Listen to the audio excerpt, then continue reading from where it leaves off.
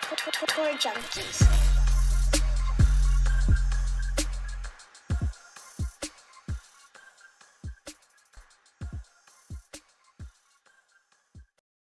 What's going on, golf addicts? It is the Tour Junkies podcast for the Fortinet, Safeway, Fry's, Procore, Betting, and DFS podcast this week. Probably going to have a lot of football talk and just shenanigans in general because it's the silly season. It's the fall, y'all. Pat, we are back. We've had a couple of weeks break. Yeah. How you doing, bud? You good? Yeah, I am good. I was a little disturbed by the opening picture there. I thought I looked like a very handsome Max Homa. I thought I looked like it was all too realistic of what I might be if I was 100 pounds more, or maybe like 50 pounds more. And it was all in your cheeks. Like your eyes, I don't even think the eyes are open in that picture. There's no way you can see anything from right there. You need to moisturize around the eyes right there. You're getting a little you looking tired. Like I look like Max Homa. You look like Max Homa. Yeah. I wish my golf swing could just be 50% of Max Homa's. That'd be awesome. It's a big show. We're gonna have a lot of fun on this show. We're gonna do things a little different in the fall. We're mixing it up. We're doing some different rundowns, different types of breaking down the slate. Maybe not so many picks on the Monday show. We're going to do one combined show for every single fall event. So betting and DFS tossed in there, mainly betting. We're going to talk football on every show. Every show for the fall, we're talking football because we want to. We're as excited about football as you are. We don't profess to be football gambling experts. We might not even talk any football gambling at all. It just might be football storylines that we want to talk about. Like, for one, right now, I'm very happy that Christian McCaffrey just got ruled out because it means I'm going to win my fantasy matchup week 1 without even having to sweat it. I'm very excited about that. Yeah, that's a extremely lucky break that you got. But I'm not playing you, so I don't care. I mean, I was projected to win anyway, but it's Christian McCaffrey. It could happen, you know? So I'm excited about that. I do have Jordan Mason on my bench. I'd love to see Jordan Mason show off and pop off tonight. That'd be cool. But anyway, we're back, and it's the fall season, and we're talking about football.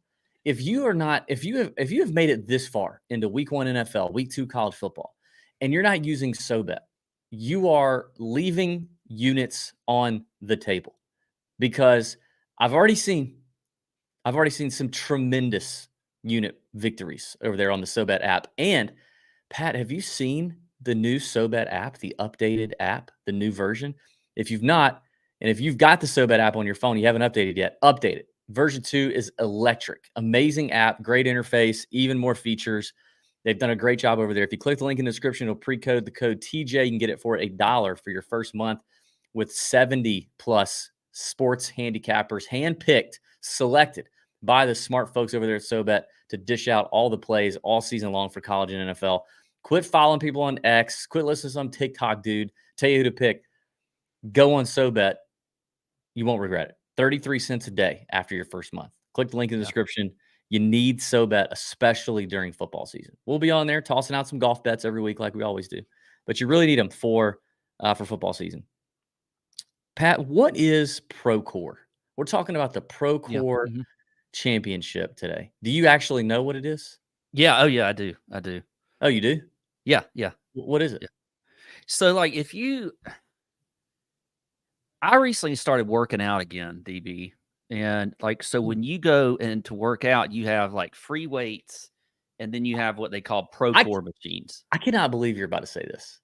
Yeah, you have Procore machines. And one of their machines is, like, you can Yeah. I call it kind of it's sort of like it's a fellatio machine. You know, you can go like So that's what word were you what were you gonna what was rolling around? Well, what I was gonna say is because I was working out the other day and a friend of mine came in and he was like, Pat, you're really working hard on the dick sucking machine. And I was like, I had never heard it called that. I mean, obviously it's a Procore machine. It's not that, but yeah, those are the machines that are not free weights, right? Am I We right? just locked up never getting Procore to sponsor our podcast. We just did that just then. Everybody saw that happen live. I cannot believe you said that because my number one answer. If this was Family Feud and you're standing there in front of Steve Harvey and you want a chance to play, and he goes, "What out of 100 people did they say Procore was?" I hit the buzzer and he looks at me first and I go, "Workout equipment." Yeah. And I turn around and my whole family's like, yeah. And Steve Harvey goes, "And what is Procore?" "Workout equipment." Number one answer on the board. Like that was literally my number one answer. It was a workout brand. I saw the rundown, obviously. And Yeah. I told myself, I'm not going to look up Procore. I'm going to come up with the first thing that comes to my mind. And that's what it was. I still haven't looked it up. What else could it be? It could be, it's got like it could be like it looks like kind of a golf ball brand, like that Jack Ham would promote. It's got the Procore in it. Makes it fly further. Yeah. Tony's I like got that. us. Anytime. Okay. So What do you get? I've got it here for you, fellas, if you want it. But first, whenever I hear something like that, I just think of The Office, where Michael starts doing parkour and then going through the parkour. Yeah. Procore. So apparently it is construction software. Oh, look at her. Well, I mean, that's just ridiculous. Why would you name your company Procore and be construction software? What part of that is that like they're saying that's the core to your business? They're solutions built just for you, Pat. Huh. What kind of software do contractors need? Drywall software. Interesting. Okay. All right. Well, there's Procore. Yeah. Okay. Well, thanks for that. Thanks everybody in the chat. Listen, if you're listening or watching in general on purpose, thank you for that in September for the Procore. We appreciate it. It means a lot. Drape, shout out. He says, Pat, walking in Publix is not a workout. Spastic is here for the DB Hangover Support Group. Thank you. I feel a little better right now. I got NASCAR yesterday, Pat. I popped my you did. My NASCAR cherry yesterday. Do you remember FaceTiming me and your head was against a railing? Oh my God. Okay. Can we just have this conversation? Maybe we should have this off. Yeah. I mean, in a good way. It was kind of like you were resting and you were talking to me at the same time. Hey, hang on. Watch this. Hello? Oh, you son of a bitch. You son of a bitch. I knew what you were doing after I sent that gift. You asshole. What are you talking about? Who is this, by the way? Exactly, you know exactly what I'm talking about. Don't pretend like you don't know who this is. What, you know exactly what I'm talking about. After I sent what message? You know, I'm not even going to give you the gratification. I know exactly you know who this is. Oh.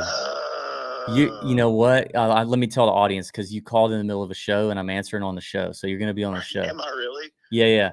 This is the guy that I'm up against him in week 1 in my fantasy league. This is Dr. Chase. And oh, poor Chase. Chase is mad at me because I did what any smart, wildly successful, handsome fantasy manager would do. Down or ahead by 24 points, only projected to win by 20 with all of his players done, and your opponent having Christian McCaffrey. A couple hours ago, I sent Dr. Chase, a congratulatory text on his victory and just said, "Hey man, congrats. Cooper Kupp balled out for you last night." You did that? Yeah, you're on the text. It's in the group chat. That's a good move, actually. And I said, "You got C-Mac CMC tonight. There's no way.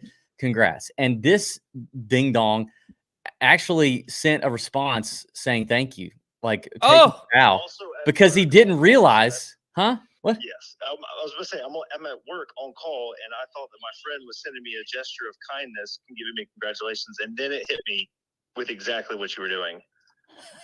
And then he got mad at me for doing that, and I said, "Congratulations, Chase, you've already locked it up." And then what happens? Christian McCaffrey out tonight. You lose, Dr. Chase. Read it and weep. looking at your smug little smile right now on YouTube, jackass. You and 4 other people. Thanks, buddy. Go doctor somebody, all right? And doctor your I'm gonna go back to, you know what? I hope you flip over your bicycle and knock your 2 front teeth out for yourself, a son of a bitch. we don't cuss on our show, Chase. Now we have to do explicit lyrics for you, and we might get a sponsor drop us. Never mind the fact that Pat just called a piece of workout equipment a possible wiener sucking machine.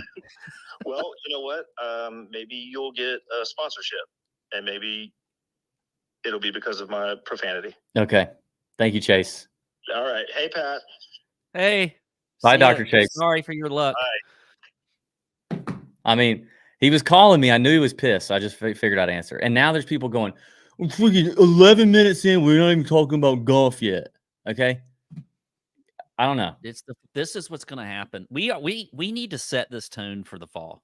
Yeah, let's because we're going to give good information just like we always do. Hey. But I think we're setting the right tone for the fall already. Yeah. I mean, it's just golf might pop up. Okay, guys, just calm your tits. What were we talking about before this? Procore? Yeah, we figured out what it was. Okay. So.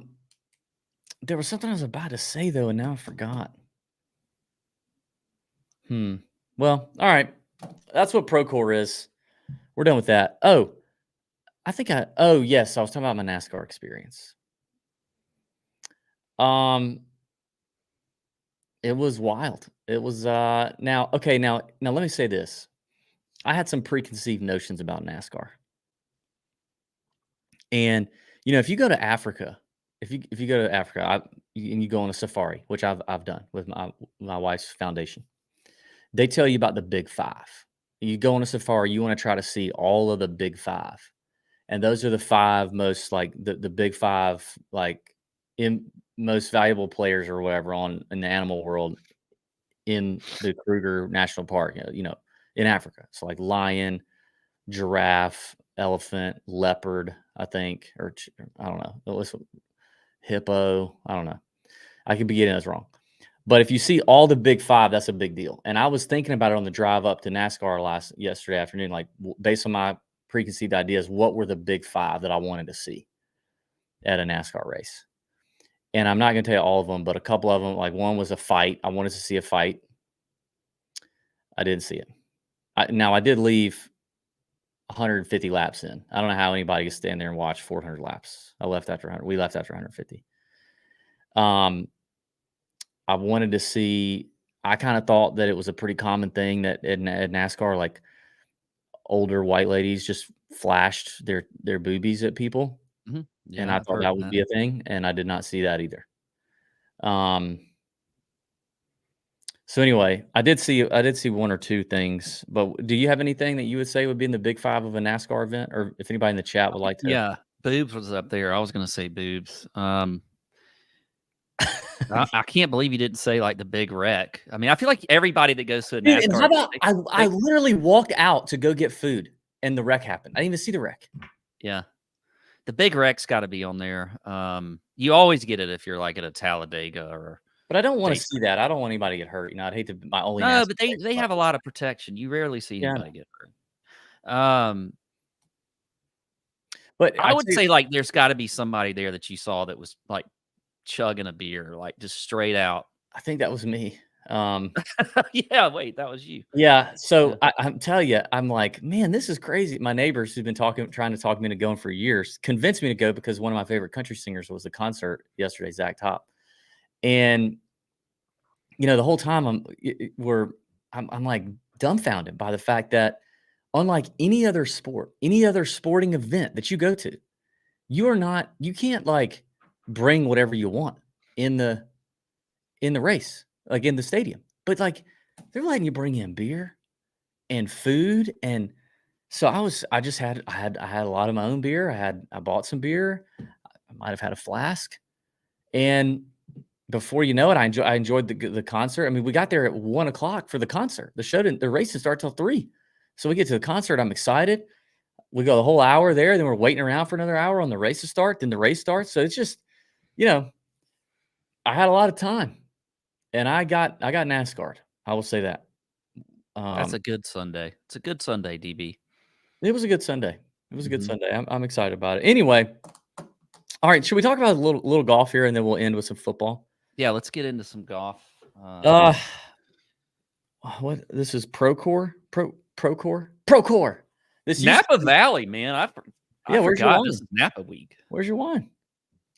I forgot about I it. can't so believe you didn't- haven't won. It was the Fortinet, was the Safeway, was the Fry's. We've been doing this long enough when it was the Fry's. Remember when it was the Fry's? Mhm. Yeah, Do you remember what Fry's was? no idea. Me neither.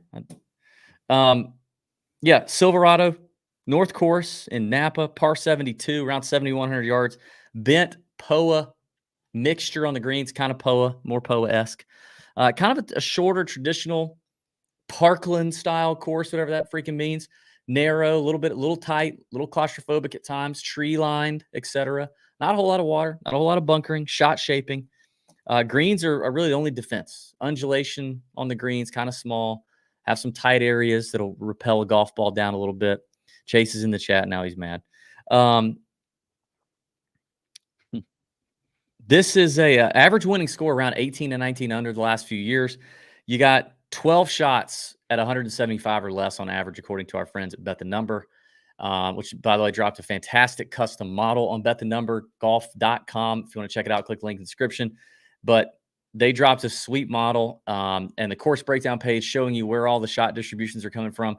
And the biggest thing you notice, one of the biggest things you notice is there's a very low fairway hit percentage here. It's like less than 50% over the last 3 years. So a lot of guys are going to miss fairways. And the rough just isn't a big deal. In fact, on Bet the Number, you can almost gain an edge from the rough if you're coming in at the right angle. You can see that on the rough penalty in the approach box on the course page. So shout out to Bet the Number for finding that. Shout out to Bet the Number for putting up an awesome custom model. I created one additionally today on with a lot of tips from the Bet the Number folks. So if you want to look at mine, compare it to theirs, you can do that. It's a public model, so you can check that out. Like I said, Bet the Number link in the description. Code TJ gets you $5 off the monthly membership or $50 off the annual membership. But yeah, it's a lot of wedges, short irons. That's kind of it. That's really what it is. Sahith Theegala is your defending champ. We've had a couple repeat winners. Brendan Steele, Max Homa. We've had some random winners like Old Man Stuart Sink. Cameron Champ won here one time as an absolute bomber. It's given us a variety of winners. I will say that. Anything in addition you'd want to add to Silverado? No, I mean, I think we talk about this course. You know, they're in Napa, and they're going to enjoy Napa. So I think there is a little bit of a Napa factor, but you know, a guy like Sahith is a perfect example of a winner here. You know, now he did straighten out the driver more this year than he had been, but for a while the whole narrative with him is he could hit it a long way, but he missed a lot of fairways, and it just didn't matter here. And it's not surprising to me that was his first win was here on this golf course. So you could also see a first time winner. That could happen easily. And we have a lot of young guys that haven't won yet, but are primed to win, that I think you could see win this week. So yeah, I think so. I mean, we have had some shorter winners here lately with Sahith and Max Homa the last couple of years. Obviously, the field is weak, so if you've got a really good player in really good form, ready to go, you know, at the top of the board, they could run away with it. But we've also seen a ton of long shots. I just mentioned Stuart Sink, for crying out loud. Won at 300 to 1. So I think that's what we're in store for here this week, personally. And so let's get into it. Let's talk about this. Is what we're going to do. 5 outright bets. That's it. We're not going through ranges. We're going 5 outright bets. You can go, I'll go. We'll go back and forth. We'll ping pong it till you get your 5. I'll get my 5. We agree. We move on. And then we're going to do our top 26 pack. And then we're going to talk a little bit about DFS and then football talk. And then maybe one other thing. Cool? yes. Good. Who is your first outright bet? Why don't you start with the shortest guy you got, and we'll work that way. DB, I'm going to surprise you with this one, I think.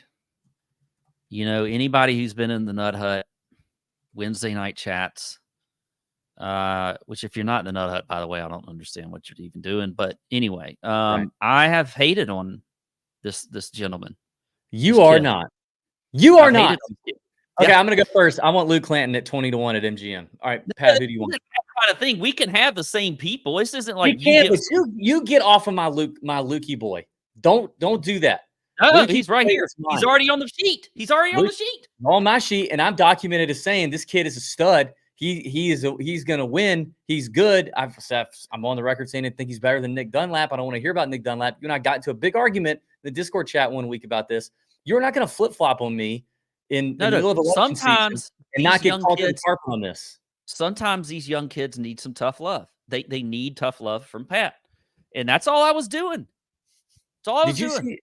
see? I know what you did. You and you don't have to admit this. I know you won't, but you have notifications on DB's bomb shelter in the Discord. I know you do. You have I've not been notifications so that when I text, when I drop a play in there, you get it immediately, and then you go run and copy it. That's why you've made all that money in round one, underdog, and all that all year. Oh, yeah. You have those notifications on, and you saw me today post Yeah. my first play of the week. I said at 117, I'm hitting Clanton at 20-1 on MGM for 2 units before it shortens. At 117, I was getting in the shower. And you saw the notification go off, and standing there nude, probably after you just worked out on the Procore machine, Yeah. you went into my bomb shelter. I mean, not only was I nude, but there was something happened when I saw Luke Clinton. I'm just saying, I got excited. Okay. Okay. There was movement. Oh, really? Okay. Yeah. Um, Okay, so there's agreement there. This kid seemingly has no holes in the boat. And I mean, at 20-1, I am very, very in. The guy was a runner-up at John Deere, 5th at the Wyndham. He's just come out hot. He's come out looking like potentially this year's Ludwig Aber in terms of his potential and his talent. So I couldn't pass him up at 20-1. And yes, I realize he's surrounded by, a handful of guys who have won on the PGA Tour before at the same number. I mean, God, it's crazy to think Max Homa's the same number as a 2-time winner here and just being Max Homa, but obviously he's not looked like himself lately. But yeah, it's Lukey boy for me, and I'm excited about it. I think he's gonna have a good week. Yeah, I think he is too. I'm with you there. Okay, I'll go next again since we. Okay, yeah, the only fair. I am. By the way, I just texted Chase and said he should go pick up Jordan Mason, and Jordan Mason is on my team. Oh my goodness. Oh. Can we please get a win out of Mav McNeely at 22-1? Can we get that this early in the season? He's a West Coast guy. Napa should be a perfect place. I mean, he grew up in a very rich family. Yeah. I'm out. I like Mav this week at 22-1. And I don't really want Mav at 22-1. It wouldn't feel I still wouldn't feel like he will have given me everything he's owed me over all these years. Maybe not, but again, I think the number's okay in this field. I mean, for Mav McNeely, who's played well lately. He's played well on this golf course. With the second place finish a few years ago to Max Homa. I feel like this could be a Mav week for sure. So he's my next one at 22-1. I only have 3 left, so I feel like we're gonna have one more at least that's the same. Yeah, I'm trying to look where Mav ranked. Mav is 63rd in my model, so not great in my model. But the next play for me is actually the number 1 ranked player in my model, and given his form and given 2 really good finishes at this golf tournament in the last 4 years, a T9 and a T11, even though it's disgusting and it feels like I know exactly what this is the one I was talking about. This is like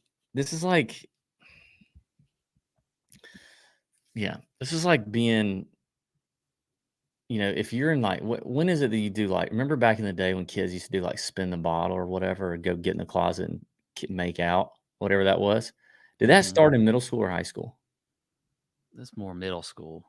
So it'd be like if you're in middle school and like there were 5 girls in the circle and 4 of them were 8s or better, and there was one that was like a 6, maybe a 5.5, and you spun it and got her.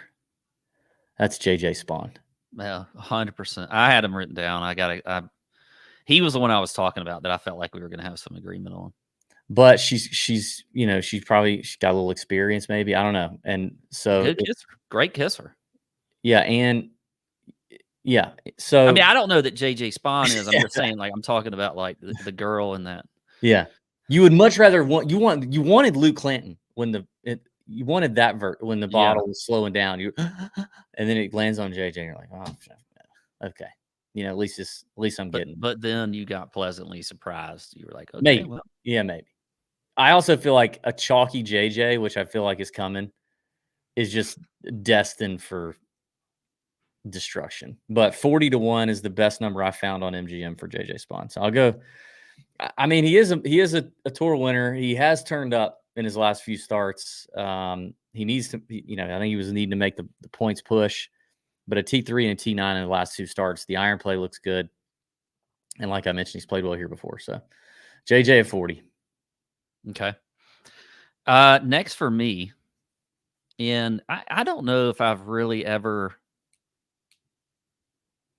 I don't think I've ever bet this person before, and I think though, I feel like with his talent and just everything, he's also, by the way, he's top 10 in the model, in the BTN model. Coming off a 12th place finish at Wyndham. 55-1 Chan Kim.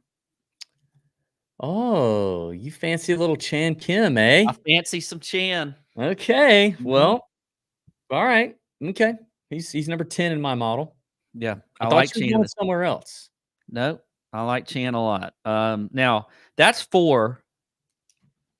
Well, and I have one more, but I don't know which one I'm going to go with. But I felt like I needed a long shot. But that's 4 for me. So now you can go. Well, spoiler: Chan Kim is one of my top 20 locks. Okay.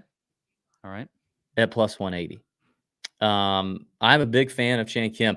As I eliminated it down to 5, he was probably the 6th or 7th guy on the list when it came to outright winning. And then I wanted a piece, so I put him in the locks. Top 20 lock category because I feel that good about it. So yeah, agreement there. All right, let me rattle off a couple then. I thought you were going to go here because this guy also finished T12 at the Wyndham, and I'm not sure. I don't know how many times you've bet him in your life, but probably not many. I can't believe I'm doing this, but the more I looked at it, I was like, I think I will. 60-1, Matt Kuchar. Yeah, yeah. Didn't Matt Kuchar? I'm not dreaming. Like, he had a chance to win the 3M. Oh, yeah, absolutely. And he's played well here. He loves him some Napa. If Stewart Cink can win here. Right? And he's 22nd in the model for me. Like, I think Cooch is 60-1. It's not Stewart Cink level, nuke, but it's good enough. So I go him. I'm going to save... Well, no, I'll go in order. Well, spoiler for me, because we're going to get into DFS. We're going to talk about chalk that we like. Cooch was in that group. Same. 7,900.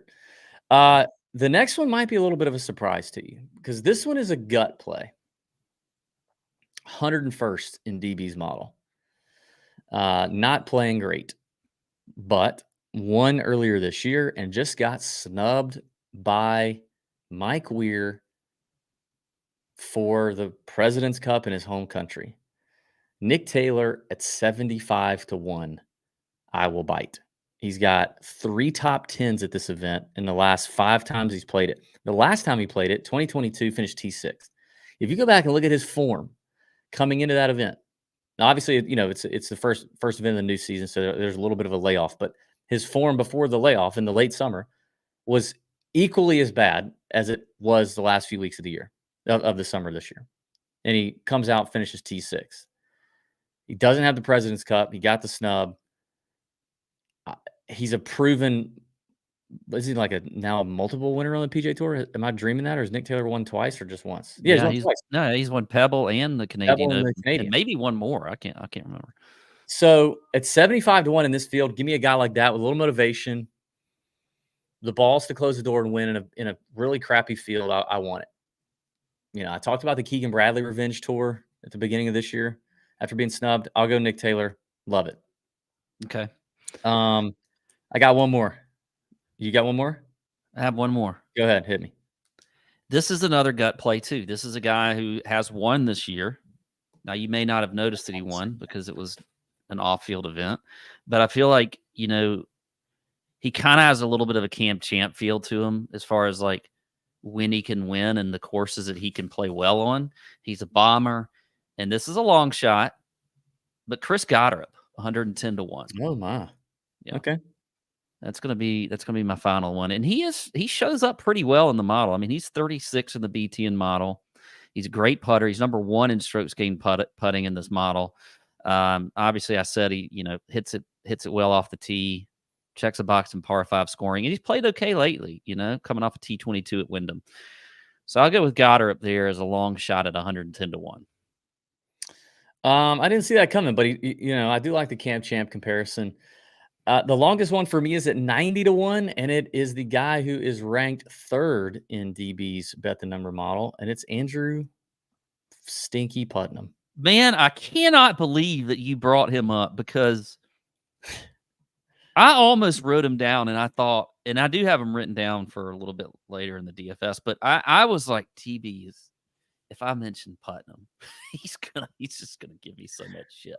Well, I tried to get out of the Putnam situation, but I dug deep because obviously I run the model. I'm like, dang, number 3 in my model is Andrew Putnam. Why? And he's like green in a lot of these approach boxes, and I've always known he's a good, he's a good around the green player, all that, but when you look at it, he loses a lot of strokes off the tee because he just can't hit it anywhere. But he's one of the top accuracy players in this field. He's 15th in driving accuracy over the last 30 rounds. He hits a lot of fairways. So he'll play from the fairway here, and he's still going to have a short iron in pretty much everywhere except the par 5s and, maybe one or two of these par 3s. And he's been consistent here, but not great. And he hasn't gotten a lot of out of his driver here, in terms of being in the fairway and gaining strokes that way. I could see that changing this week. And he has come close to winning before on the tour at 80-1 or 90-1. I mean, it's real slim pickings at that range. So I'll go Andrew Putnam. Those are 5 outright bets. Now, I will say this. People need to understand. Some of these guys may not show up on my betting card because by Wednesday, after I've done more and more research, more digging, player quotes, we got our boots on the ground from Bet the Number who are at every golf tournament. They're there this week. We get some insight, we get some intel. We start looking around, we start looking at numbers. It might change, but this is guys we like as of now. This is who we like. I will tell you right now, Luke Clanton is on the card. That one's locked up. Nick Taylor is on the card for me. Those are the 2 right now that I'm like, I know for sure. And JJ Spawn, those 3. Clanton, Spawn, Taylor, all on the card for me. My top 20 6-pack, 2 locks. I said Chan Kim, plus 180. That's including ties on DraftKings. The other one I had as a lock at a plus money, because that's the rule. We do plus money locks only. I like Matt Kuchar at plus 190. So, those are some long locks for me. I mean, for both of us, we normally, yeah. But when the field is that bad, I don't feel that much better about,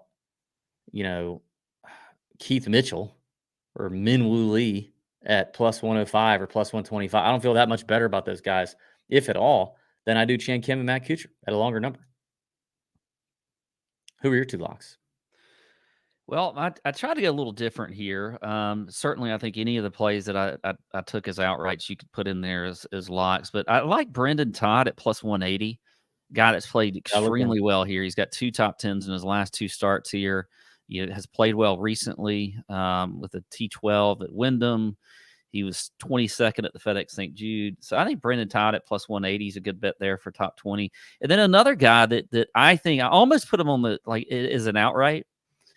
But I don't see him winning, but I could see a really good week for him. He's 10th in the BTN model, and that is Doug Ghim. I also think Ghim I'm interested to see what Ghim's DFS ownership is like. I feel like there's going to be a lot of people that are on Doug Ghim this week. I think that's going to happen. But he's plus 210 as a top 20 outright. Yeah. I mean, the DFS community in general, I guess, kind of has a love-hate with Doug Ghim. because he checks a lot of approach boxes and stuff, and Pat Mayo loves him and talks about him all the time, but I don't want him. My bomb, I mean, I got to go with my boy Henrik Norlander. You know, my fellow Champions of Tree buddy Henrik, who does show some form here recently. T12 at the 3M, T11 at the CUDA, T25 at the ISCO. I am shocked at how poorly he's played this event, because this should be right up Henrik's alley. Hits it straight, good iron player. I'm just very surprised. Let's see, you missed a cut here the last 2 years. Missed the cut the safe way. Yeah, so I mean I don't know why he is so bad here, but he is. I don't understand it. But he's plus 450, top 20, including ties. I'll ride the form. Okay. Mine is at plus 400, and this is somebody that I think is going to become more of a mainstream name as we head into the fall and into next year. He's coming off of a, let's see, his last couple events. He had a 24th at the 3M and a top 10 at the Wyndham. Trace Crow. Oh, I had a little Chase Crow looking going at on. Plus 400. I think this is a name you got to remember. And he's got a few top 10 or top 20s this year, but I like the form for him. He's decent in the model. He's top 50 across the board, really, in almost everything. But so Crow is going to be my I like it. He's going to be my bomb at plus 400. There's your top 26 pack. The 4 locks: Matt Kuchar, Chan Kim, Brendan Todd, and Doug Gim. And the 2 bombs, Norlander and Trace Crow. I like the bomb. Let's talk about DFS, chalk and pivots. Chalk that we like. Estimated chalk, right? We're guessing these guys are going to end up being chalk. And we're guessing that we're probably going to want to play them. For me, it's pretty simple. At the top, I think this is a full-on fade scenario for anyone above Corey Connors for me. I'm not playing any of the top 3. Connors and Clanton, the law offices of Connors and Clanton right there at 98 and 95 are where my lineups are going to start. And I do imagine both of them to be somewhat chalky. That's perfectly fine. I can make up a lot of room other places. And I don't want to play.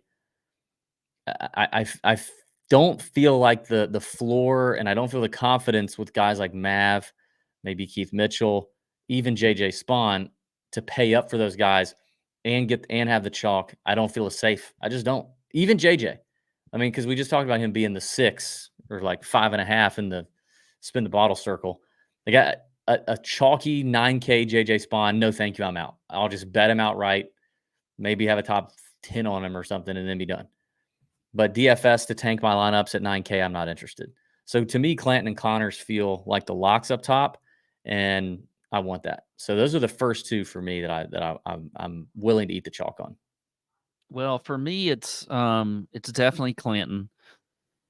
I'm interested on where Homa is going to be because he was on the kind of like I feel like I will play some Homa. I know he hasn't had the best season; things haven't been, but I do like him kind of coming off of a little bit of a break. Obviously, you know what, he won 2 years in a row here. But I don't know. I mean, do you think he's going to be chalky? Homa? No way. Homa's going to be a pivot. You think? 100%. He's played terrible. Okay. Well, then I'll move him down a column. Yeah, he's in the next section. He's in the next segment. I'm just going to give you, because we've talked about a lot of these people anyway. Clanton, I'm going to play Cooch, chalky. I think he's definitely. I'm with you on that. 7,900. I think Gim is going to be chalky. Although, do we want chalky Cooch? I'll play chalky Cooch this week. Yeah. Okay. I think Johnny Vegas is going to be chalk, and I'm going to play him too. Yeah. I don't think he is. In that range? Look at the ranges. What range is he? How much is he? He's 70. No, I don't think he's going to be chalky. He might be, but 7,800. Look at all the people in the 7K range. Spot for him. I know, but yeah, I'd be surprised. He's a name people are going to know and they're going to recognize in there, but we just won a few weeks ago. I know. This isn't a Johnny Vegas course. People love Johnny V on those big ballparks where he can just maul it. And he can here, I guess, but it's not. I mean, the only time the Cam Champ did it, and like when he won here, when Cam Champ won here, let's see. God, he did gain a crap ton of strokes off the tee. My word in heaven. He gained 6.7 strokes off the tee here when he won. That is crazy good. Yeah, I don't know. You know, I'm terrible at picking out the chalk anyway. So I have one more name that I think is going to be chalk, and I am interested in at 8,700. It's Eric Cole. We've not mentioned his name yet. Yeah, but Cole was obviously turning up at the end of the season, starting to look like his old self. 4th here last year. The weakness for Cole tends to be that he doesn't hit a lot of fairways. But as I talked about at the top, talking about this golf course, you can get away with missing. In fact, a lot of people will be missing as long as you're on the proper side of that fairway in relation to the flag on the green and your attack angle is good, then he can eat with his iron play. So I would consider that one, but he's probably my least favorite of the 4 chalky guys that I have here. So we'll see how it shakes out. But that's really it. I don't think there's going to be a ton of, I mean, it could be wrong, but I don't think there's going to be a ton of chalk outside of those guys. See, I wondered about Spawn. I had him as a potential pivot, but do you think he's going to be chalky? So we'll take him out. I think so. I got a bunch of pivots written down here. You said 5. I only have. I have 4 at this point. Okay, well, I mean, I have 5, but I have a lot written down that I could say. You have 4. You know who I have checked off in my top 5? Trace Crow. Nice. So agreement there on Trace Crow. I'm starting at the bottom here. Yeah. So for a low cost pivot option, Crow at 6,900, I do think is interesting. Now, this guy, if we were to compare this next guy to a girl in the spin the bottle circle, this girl is like a 3 that thinks she's a 10. And wait a second. We took one girl out of the circle and we're adding somebody else in. No, I'm just saying if there's one, this new girl. Yeah, we only had a certain amount in the circle, and now you're adding somebody. Okay, JJ brought his cousin, okay, and she's a 3, but she thinks she's a 10. But I'm kind of considering this person as a pivot in this low 7K range. Can you guess who it is? He's 30th in my model. I would guess big key here. 3 that thinks she's a 10.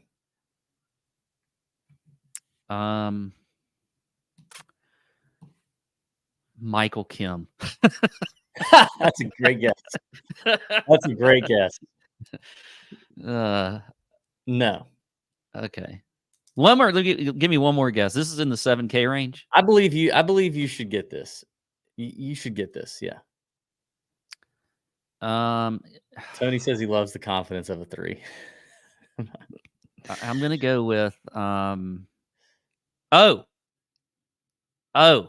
Yeah. Zach Blair. Yes. Zach Blair. It's gotta be. It's definitely Zach Blair. Yeah. God, and it's so gross, but I'm he's got a good record here. He hits a ton of fairways. Zach Blair just does what he does on his Zach Blair courses. He can pop up out of nowhere with terrible form on the right course and end up playing well. The dude, we almost watched him win the alternate event at during the Genesis, whatever that thing was named. I remember thinking the like, team please, event. I thought he almost won the team event. I don't know about that. I just remember whatever the one is. What is it? The ISCO. He was runner up at the ISCO. Okay. And I just remember thinking like, no, this is the Michael Scott. No, God, no. Like, because that would ensure that we would have to see him in all the big events because he won. But I do think he checks the box here. So I had Crow and I had Zach Blair. Now I'm down to 3 left. You have 4 left? Yeah, I have 4 because I didn't know where Spawn was going to be, but I feel like Mav is going to be a little bit of a pivot. I don't think he's going to be your radar is okay. So bad. How about this then? I'll go with this. I think Keith Mitchell is a good pivot option this week. I think Keith people are a Mitchell little tired. shines in They're California. tired of Keith Mitchell. So yeah, you might be right. Yeah. And then I'll give you my last two because one's Chan Kim, I and love the other one was Andrew Putnam. Oh, That was look the at other one. That was the other pivot option that I had. that. All right. Well, I'm gonna give one of your guys that you've liked here for a minute. He's the more expensive option. Okay. 7,900. Okay, this is a random week, it's a fresh start kind of thing. Everybody's had time off. You don't know what you're getting. And this guy he's still on tour because he can just look like he's in the worst form and then bang, he's hot and he could do it. And he's done it on courses that could get to 20 under, 21 under. We didn't talk about the weather because you never have to talk about the weather in Napa. It's perfect. Ideal scoring conditions. The winning score is probably going to get to 20 under. KH Lee at 7,900 is a name that you hate to click in DraftKings. You hate to click KH Lee. But he is a wonderful mass entry GPP play because the dude can just all of a sudden be good for a week.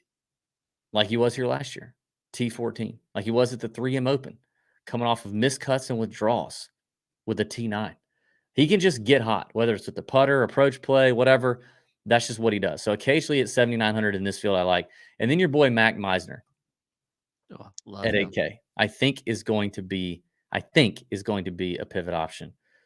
Good form to end the year. Can score 8th in the field in par 5 average, which is important out here. You got to score on the par 5s. Got to take advantage of the par 5s. So yeah, that's those were the pivots. Nice. Look at that. Look at us. Look at what we did. And look, how was efficiency? By the way, I should have mentioned. I'm surprised you didn't ask me about my shirt, Pat. Have you not seen this new shirt? This is a new one. Oh yeah, I have seen it on Swannies. Yeah, Swannies.co. I want to thank our friends at Swannies. You can get decked out, looking nice with all the golf apparel you need: hats, polos, quarter zips, hoodies, t-shirts, shorts, joggers. What else? Accessories, all kind of stuff there on Swannies.co, supporting the Tour Junkies podcast all this year. We appreciate them for doing that. So listen, if you appreciate the content we do, the free content we deliver, you want to pay us back, go to friends like Swannies and buy you something nice. Get you something real nice. And they're giving you 25% off. Most places don't give you 25% off. You usually get 15, 20 off at the most. Swannies is giving Tour Junkies listeners 25% off with the code TJ25 at checkout. 25% off your entire order. Everything on the shop at Swannies.co. Link is in the description. Thank you to them for hooking us up. All right, Pat. We've got, I don't know, we can go another 13 minutes. We can go a clean hour. You want to talk some football? Yeah, absolutely. Yeah. Let's talk a little football. I just had some topics here. And you know what? I'll just throw some out and you pick. You get to pick. Okay. Okay. These are very broad topics. University of Georgia football. Notre Dame every freaking year, and just Notre Dame in general. I have to say, I am legitimately scared. This will not have to happen unless Georgia unless this happens in a playoff scenario. But early on, if you want to give me a guy who I didn't know he existed before last week, who now I'm afraid of for Georgia to face, it is Cam Ward at the University of Miami. Former UGA commit Dylan Raiola, who has now evolved into literally Patrick Mahomes. Like have you seen him? The way he's dressing. I saw a video of him in warm-ups the other day on Twitter, and he's even like, his mannerisms are like Patrick Mahomes. It is crazy. It's like an Elvis impersonator, but Elvis is Patrick Mahomes. Dylan Raiola is literally not just looking like Patrick Mahomes, but he's moving. I'm not even talking about on the field. Forget that. I'm talking about like off the field. It's crazy. He's becoming Patrick Mahomes. And then the Falcons, because we're Falcons fans, kind of. And then the last topic I had is, of these three, who's worse? Daniel Jones, Bryce Young, Deshaun Watson. Like, what are are there any? Am I leaving anybody off of like just the worst quarterback list in the NFL right now? If you had to narrow it down to three, Would you switch anybody in or out of that? What do you think the outlook is for those guys? So those are a bunch of topics. We don't have to hit all of them. What stands out to you there, Pat? I want to start with Tony, feel free to hop in here too if you want. I'm not going to start with Georgia because we talk about Georgia. did. Obviously, Yeah. we could talk about them, but Yeah. I'm going to start with Nebraska. Nebraska has been. It's not where I thought you'd go. They've been down for a good while, and they have. Personally, I think they have great fans, great passionate fans. They've really hung with that team for a long time of some crappy football, and the only thing I would tie this into Georgia is that, yes, I hated that Georgia had Dylan Raiola for so long, and then we lost him. But it made perfect sense for him to go there. His father went to Nebraska. If I recall that correctly, he's super talented, and he was going to play early. He wasn't beating out Carson Beck at Georgia, so he's doing all the things that I feel like he got to Nebraska to do, and he's already being successful. Now, they got a long season to go. We knew that. We saw this with Nebraska's last opponent, Colorado. They came out the gates hot last year. Everybody was all excited about Colorado, and then they just sucked. So I don't know if Nebraska could take a turn for the worse. I think they're headed in the right direction, and I also love the fact that they did beat Colorado because Colorado drives me crazy right now. Colorado and freaking Deion Sanders are one of the most annoying teams in college football right now. Now, I will say this. Travis Hunter is freaking amazing, and I think he is probably the best player in college football. But everybody else in that whole program is annoying as hell, and I'm glad that Nebraska beat them, and I think I'm excited. I think a good Nebraska team is good for college football, and so I'll start with that. I think I'm happy that we're seeing this from Nebraska this early on with Dylan Raiola. Nothing made me happier than Notre Dame losing to NIU and also having to pay $1.6 million for NIU to come to their stadium and do that. And I will say this, I really like their coach, Marcus Freeman. Isn't it Marcus Freeman? The guy is just, he is so handsome. And he's jacked. He's built like a Greek god. He's unbelievable. I heard him on Part of My Take a couple months ago. He's fantastic. Hard not to like the guy. But I think Notre Dame is just such a freaking fraudulent program and has been for so long. And they're such pansies over there. They think they're better than everybody Are they else. more annoying or is Colorado more annoying? I'm more annoyed by Notre Dame because Colorado's not in the conversation. You know what I mean? Is it Notre Dame or is it their fans? No, it's not even their fans. For years, we've just been everybody's just been having to put up with Notre Dame not getting in a conference, not having a conference championship to have to go through, getting pushed through the freaking into playoffs they shouldn't be in, always being overrated. Always, as long as I've been alive, they have always been overrated. Always, they've never been properly rated. They had a easy just beeline to the playoff this year, though. Gifted to them. They were in 90% odds to get to the playoffs. Gifted to them. As everything is gifted to them every year. Yeah. And then to lose to them was just the greatest. Now, a lot of things get forgotten when you lose early in the year in college football. When you lose late in the year like Georgia did last year, that sucks. Lose early, and a lot can be forgiven. If they go and run the table, everybody will forget about this, and they'll make it in. Yeah, they'll be at 12-1, and it'll be super annoying. I hope they get in, and I hope Georgia draws them because we would beat the brakes off of them. Yeah. I'm so sick of Notre Dame. Like, you have to get in a freaking conference if you want to be taken seriously. Get in a conference, play real teams, and a gauntlet of a schedule. Contend for a conference championship, and that's it. We don't care that you're Catholic and you're Notre Dame. You're not better than anybody else anymore. You're lame. You're overrated, overhyped. You're stupid. Also, Daniel Jones,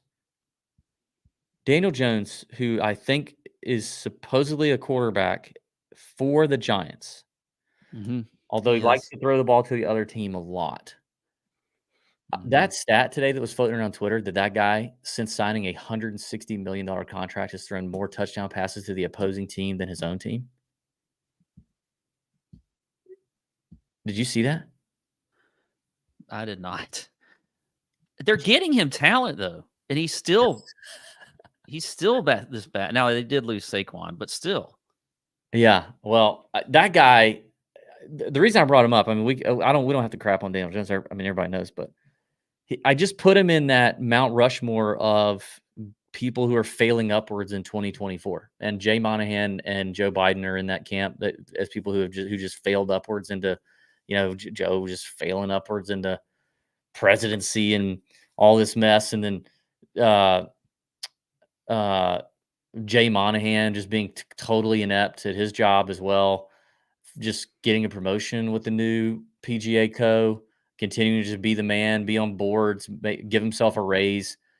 And Daniel Jones, like those three guys right now are on just the Mount Rushmore of I just can't stop winning, even despite all of my deficiencies. I can't stop winning at life. Daniel Jones can't win a football game, but he had a $160 million contract. I got to give you three guys: Daniel Jones, Deshaun Watson, Bryce Young. Mm-hmm. Who are you taking out of those three? For my team? Yeah, for your team, for let's say for the next 3 years, 5 years. I know Bryce Young's only in his second year, but I mean, he looked completely inept yesterday. Yeah. Deshaun Watson, there's obviously all the off the field stuff, but I mean, he couldn't complete a pass, and then Daniel Jones is tripping over the field monster every other game. So I literally can't decide. I can't pull the trigger on any of those guys. Who would you think could figure it out? I don't think Deshaun Watson can figure it out at this point. I think Bryce Young might can, but he's just he's tiny. He's so small. Like I knew this was not going to be a good thing. Like I would have never wanted to pick him first. And then at least Daniel Jones.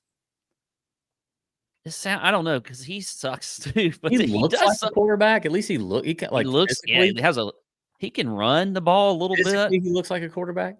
If you had to pick one, maybe I'm picking Daniel Jones, and we're gonna run the old Georgia Tech option offense or something. We're just gonna rebuild the whole. Everybody's zigging, we're zagging. Everybody's passing, throwing the ball down the field. We're gonna be Georgia Tech, and I'm gonna start drafting players and building a team that can run the option. And Daniel Jones will never have to throw it forward again. To be Georgia Tech, though, you got to re-sign your running backs who are once in a generation. So but then that means we're going to get rid of. Yeah, but that means we're getting rid of everybody else. We're not paying Malik Neighbors. We're getting rid of everybody else, and I'm loading up. And now running backs are cheap. Running backs are cheap anyway right now. So now I'm going to load up. Just let Malik be the quarterback. I would bring back the Wildcat. Yeah. Yes. The wing T. Run the Wildcat. That's the answer. It's not Bryce Young because like Bryce Young can figure it out, but he can't figure out how to get, he can't figure out how to get taller. And I mean, I don't know what they got him doing in terms of adding weight, but he's not putting on enough. I'm just not convinced he's going to have the physical attributes, but Kyler Murray survived all this time. All right. Anything else, Pat, you want to cover on this fine football show? I think I'm good. Oh, I do have a parlay. I do want to do this. Oh, I have one too. I have a parlay too. Let's do our TJ Thursday parlay, golf and football, baby. Now I can't believe, we might have some of the same situations going on here. I think I sent Tony a picture of mine. I don't know if you probably didn't do that. I didn't tell you to do that. It's okay. Why don't you hit me with yours first? So we're going to combine a golf bet and an NFL bet, Thursday night bet, so that we can all have a nice little sweat. Well, here's what I'm going to do. Let's ride together. I am going to make the sweat for golf last as long as possible. So what I'm going to do is I'm going to take the Dolphins -1.5 on Thursday night. I think they're going to beat the Bills. And I like that. I think I almost put the Bills money line in mine. The Bills got off to a little bit of a tough start this past week, but no, I don't care. I think the Dolphins at home are going to win at -1.5. And then I'm going to take +350 for there to be a playoff. in the Procore Championship, Yes, to a playoff. which puts this bet at plus 759. So basically plus 760. Wow. The Procore is plus 350 to say yes to the playoff? Yes. Huh. I like that bet. Pat, that's some Yeah. creativity out of you. Yeah, that's what I'm going to go with. That's I'm good. To excited see. about it. We don't always Mhm. see that. That's like Daniel Jones like hitting his third read receiver in stride right there. We don't always Yeah. see that happen, and then you just delivered it. That was great. I don't agree with the Fins pick, but I like the plus 759, and I like the playoff find. All right. So that's Pat's Thursday night parlay, golf football parlay, tail at your will. Presented to you by our friends at Underdog. We want to thank Underdog. We're going to go do an Underdog slip for the Monday night game here. I got to get that in quickly so I have something to sweat now that my fantasy matchup is over. And that's what you can do too. If you could do the pick 'em slip over there on Underdog. They got so many promos going on right now. Just get in there and get involved. Like nothing is better. Nothing is more fun than doing pick 'em slips on Underdog on Monday night, Thursday night, Sunday night. You know, it's just to supplement all the other football stuff you got going on. So check that out. Link is in the description. You get up to $250 in bonus cash if you use the code Junkies, which should pre-fill when you click that link, and get involved with Underdog with us. All right, Tony, can you throw my bet up on the screen? Here we go. DB's parlay is only plus 468. Okay, so a little shorter than yours. But I'm going Lukey boy, Luke Clanton, minus 120. That does include ties. I noticed DK put that up now. I know. I like that. Top 20, including ties. Top 20 finish for Luke Clanton, a guy who we both had on our outright selection, a guy we're both very high on. Got a lot to play for. I'm buying the Luke Clanton top 20 play. That's going to be a 4-day sweat. Probably won't be much of a sweat because then he's going to contend to win, but you get it. It'll take you at least a Sunday. And then, Dalton Kincaid, anytime touchdown on Thursday night under the big lights. He should have had one this week. He's on my fantasy team. He was a tight end I drafted. He was wide open. Allen throws it to him. Ball gets tipped. He can't catch it. Has a pretty lackluster performance, if I'm honest. But Kincaid is a target monster in the red zone, plus 210. So that gets you up over that 4.5 mark. That would be that's my sweat for Thursday night. We get that touchdown from D. Kincaid, and then we just wait for Luke Clanton to round out the top 20. Be a good time. And, we could both hit because I could get my anytime touchdown. And because I almost went with Bill's money line, and then there's no way one of us will win or lose. I guess unless the Dolphins won and didn't cover, you would be screwed. But yeah, one of us or both of us could win in this scenario if the Dolphins win by 2 or more, and Kincaid gets a touchdown. We could have 2 live ones going into Sunday. This will be fun to track as the season goes along. See how many of these we could hit. Yeah, let's track it. Thanks, everybody. Thanks for watching. Thanks for tuning in. Thanks for supporting the Tour Junkies during the fall. Like, subscribe, comment on the YouTube channel if you've not already. Leave us a 5-star review on Apple Podcasts if you haven't done that in a long time. That really helps us out. We appreciate it. It's going to be a fun fall. Email hits your inbox on Wednesday. Meant to say that. We're going to condense to 1 email a week during the fall. We're going to combine some of the best parts of heavy petting on Tuesday and the best parts of the chalk bomb on Wednesday and send it all to you in one nicely gift-wrapped email on Wednesday evening. So be on the lookout for that in your inboxes, and we'll see you in the Discord. All right, everybody, have a great week. May your screens be green and bend over your bookies. See ya!